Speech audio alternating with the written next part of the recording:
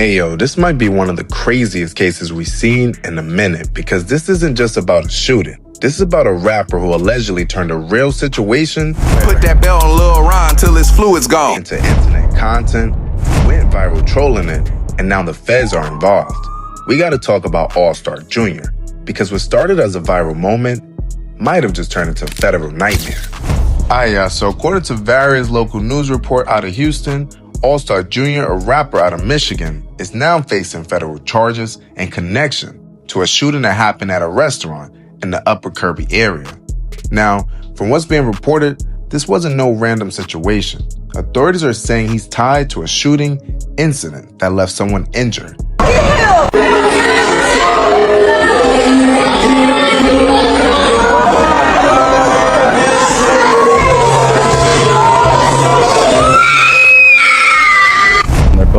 Both in very critical condition. So it appears from what they were doing was trying to take his chains. Now, we don't know if they knew him or what that was, but it appears possibly they knew this guy, and they were in the process of trying to rip his chains off. That went on for 30 seconds to a minute where these two guys were tussling with him, actually got him to the ground, and it appears probably got his chains from him. Right after that, another fella jumps in and several other people jump in as well, along with these other guys, and they start having a fist fight, and they're beating this guy pretty bad. They got him on the ground and beating him pretty good. Sometime during that part of the fight, our victim, who was originally looked like he was being majorly assaulted by several people and getting his chains ripped off, he presents a pistol. We don't know where he got it from, but he got it. Must have had it in his pants the whole time. But he got it out and started shooting randomly. Ends up hitting two people. Those are our two victims. Not certain if these are the same ones that were trying to rip off his necklaces or not. Again, investigation's just now starting, but investigators are going to get over here and try to figure out exactly how that occurred. We got some folks on the scene there to talk. And this is where things get complicated, because while the legal side is playing out, the internet already been watching this whole situation unfold in real time.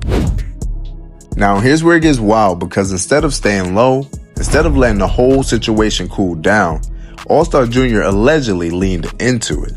Man, hey, the best Ben 10 challenge, man. $20,000 Ben 10 challenge. He starts trolling online, he starts referencing the situation, and then comes what people started calling the Ben 10 challenge.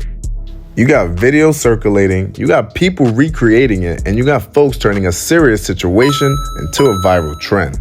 And this is where academics and others start speaking on it, basically saying, yo, does he understand what's at stake right now? Because while the internet might laugh, the feds do not play like that. OG3, along with family and friends, were having a birthday dinner as well.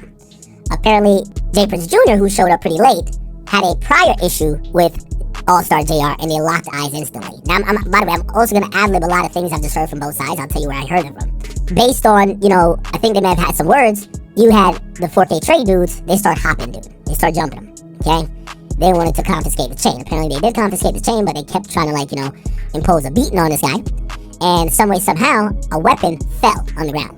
From what I'm being told, it's not AllStar JR's weapon. The weapon belongs to a 4K trade member, and it's not Ben 10. That gun was then grabbed by AllStar JR, and he fired a few times. A few times that hit Ron, and then he hit Ben reportedly once. Ironically, and by the luck of the draw, and you gotta say God's grace to some extent, he fires at Ben while Ben's on the ground, and I think he misses him, but I think the bullet ricochets off the ground and kind of hits his neck area, which, if you don't know anatomy, your spinal cord that controls all your movement is in your neck. Well, it runs all the way up to your brain, but that spinal cord is there. And this is where things might have gone left for real, because if you're being investigated, possibly facing charges, the last thing you want to do is go online and start talking, or worse, turn it into content, because now everything you say, everything you post, everything you joke about can and will be used against you. And that's why people are saying this situation might have gotten worse. Not just because of what allegedly happened, but because of how it was handled after. You got rumors he was about to do interviews. That he was on his way to California to do an interview with you.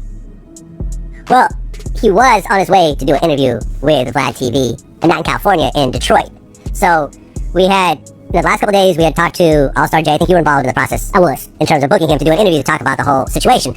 So we set a date, we set a time. It was going to be in Detroit. I wasn't going to be there. It was going to be remote. True. Right? So in that case, I tried to do interviews in person, but I don't always get to do it. So in that case, it was going to be a remote interview. So earlier that day, we had a conversation about some of the topics that we're going to cover in the interview. And the conversation wasn't taped. So if the feds want any level of cooperation from me, I'm already not cooperating. Right. I'm going to be pleading the fifth. I always protect my guests. I have a long history of this. If you look at, for example, the KPD situation, Las Vegas PD, trying to get all my raw footage, I refuse. I wake up. You got clips of him speaking on it casually. Tagging me, talking about, nigga, you see Ben back? You see Ben back? Well, if so back, tell him to do the Ben 10. I'll double it for him. Talk about, do that Ben, your dance, get in your groove, nigga, if you back. And it's like, bro, this is real life, not a live stream. Boy, I ain't the one, that's why your leak turned to a murder guy. Fast forward to now, the situation has escalated to a whole different level. Now, let's talk about the other side of this, because the name Ben 10 keeps coming up in all of this.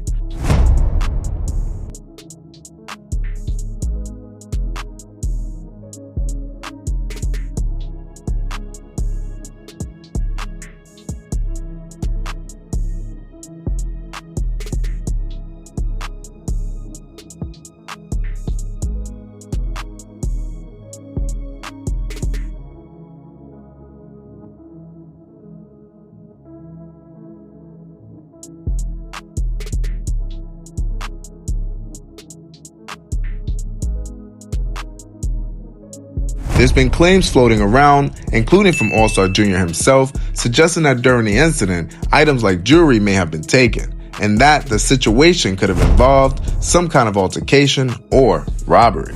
We're talking about federal charges. We're talking serious legal consequences, and once the feds get involved, it's a completely different game. Police say after the chains were taken, though, several others jumped in, turning the situation into a large, violent fight with multiple people attacking the victim moments before the victim somehow was able to pull out a gun and started shooting. This isn't local no more. This ain't something you can just talk your way out of online. This is real courtrooms, real time, and real consequences. And honestly, this whole situation is a perfect example of something we keep seeing over and over again. The line between entertainment and reality getting blurred. Because online, everything is content. Everything is a joke. Everything is go viral. But in real life, there's consequences. Serious ones. So now the question is, did the trolling make things get worse? Did going viral hurt his situation? Or was this always going to end like this regardless? Y'all, let me know in the comments, because this one right here is far from over.